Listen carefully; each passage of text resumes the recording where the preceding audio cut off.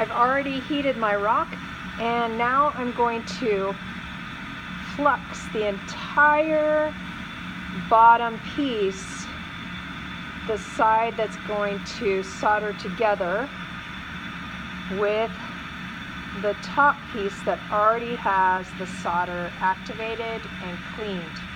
I don't want this flux to go over the edge. That's going to make it stick to the rock, and the solder will flow everywhere.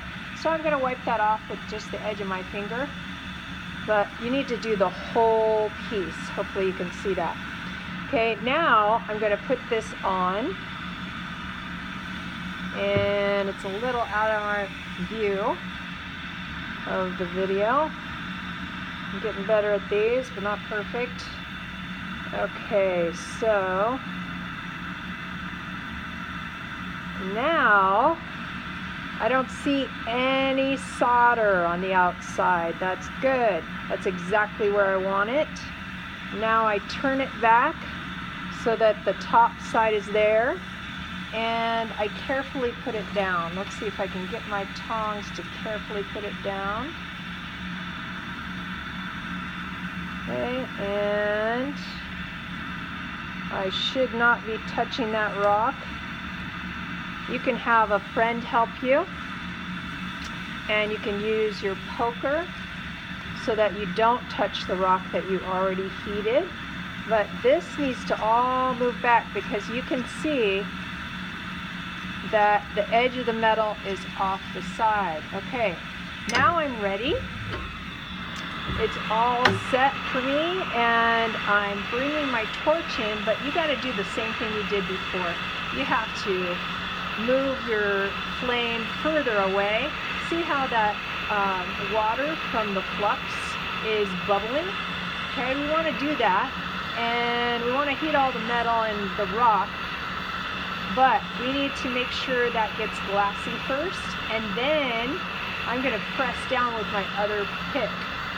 Okay, so it's getting glassy, and now I'm going to use my left hand to hold the torch, and I'm going to press down with my peck right in the middle.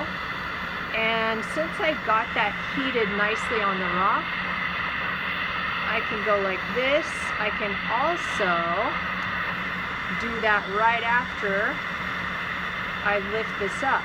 But I'm going to have my buddy hold my torch, and I'm going to lift this up with my tong. Okay, and if I let it get nice and glassy, that's good. If I didn't, it's going to slide with that flux.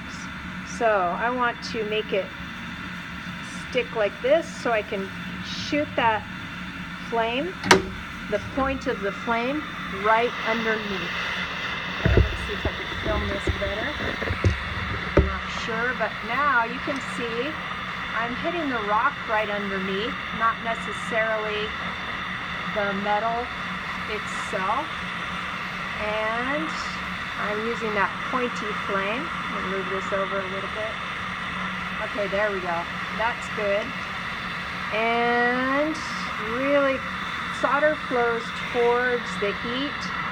So if I've got that underside hitting it, that's really good. Okay, now I'm going to move it back over, and I'm going to go from the top. Hopefully you're seeing this. Sorry, my videos are kind of sucky, but let's see if this works. I'm going to press down, and any second I should see the silver of the solder flowing right on the edge, and once I do, I know it's done. The top piece of metal is brass, so it is going to be hot enough. The bottom piece, or I'm sorry, it's copper, so it's hot enough. And I'm pressing down nice and hard. And even if you don't see it, at a certain point, it probably did flow. Because if you heat it forever, it's getting lots of oxidization. We want to do more of a hit and run, but this is a hard step. So it may have flown and I just don't see it. Maybe you can see it from your angle. but I've got it, I think, done. Alright, I'm going to turn off the air first, then my gas.